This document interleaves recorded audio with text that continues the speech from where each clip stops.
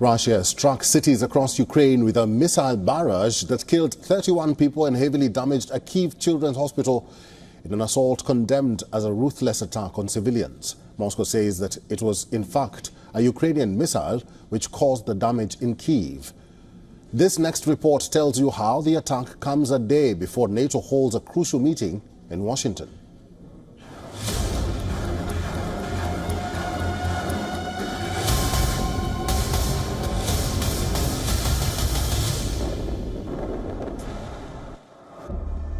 Russia has unleashed one of its fiercest attacks on Ukraine.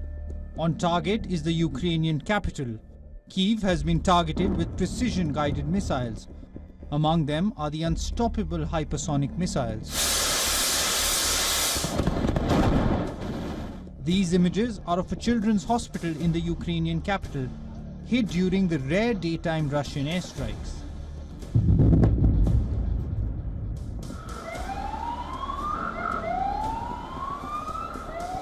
People could be seen sifting through the rubble with bare hands in search of survivors.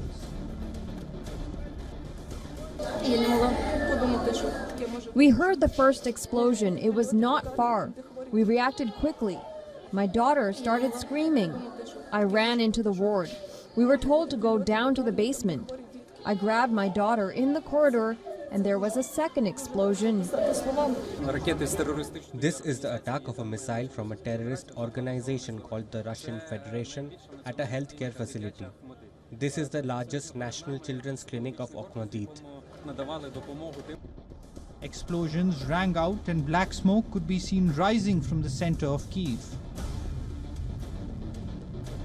Apart from Kyiv, several other Ukrainian cities were also attacked. Zelensky has been urging Ukraine's allies to send more air defense systems, including Patriots, to the war-battered country to help fend off fatal Russian aerial bombardments. I would like to hear from our partners a greater resilience and a stronger response to the blow that Russia has once again delivered on our population, on our land, on our children. These fresh attacks on Ukraine come a day ahead of NATO's meeting. Seemingly, the agenda for the meeting has been outlined by Kremlin. But NATO is a divided house when it comes to showing support for Ukraine. With Emmanuel Macron on the back foot amid France's political crisis, Keir Starmer will make his first appearance at the summit after winning the elections in the UK.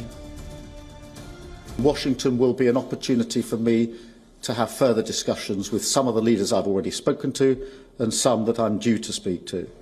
It is, of course, an important summit on NATO. At the summit in Washington would be Viktor Orban. The Hungarian Prime Minister raised eyebrows in the bloc by visiting first Kyiv, then Moscow and Beijing. The three-day summit will focus on ways to reassure Ukraine of NATO's enduring support while wary of not being dragged into a wider war with nuclear-armed Russia. The summit is not going to be a celebratory summit.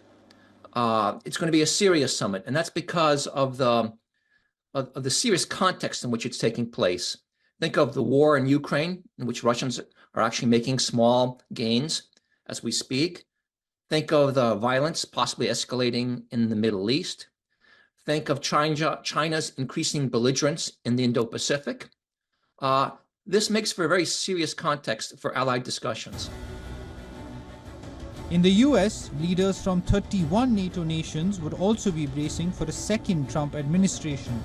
The former president has openly flirted with the idea of pulling out of NATO and tightening the purse when it comes to aiding Ukraine.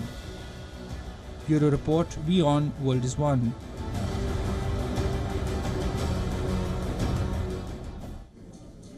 For all the latest news, download the WION app and subscribe to our YouTube channel.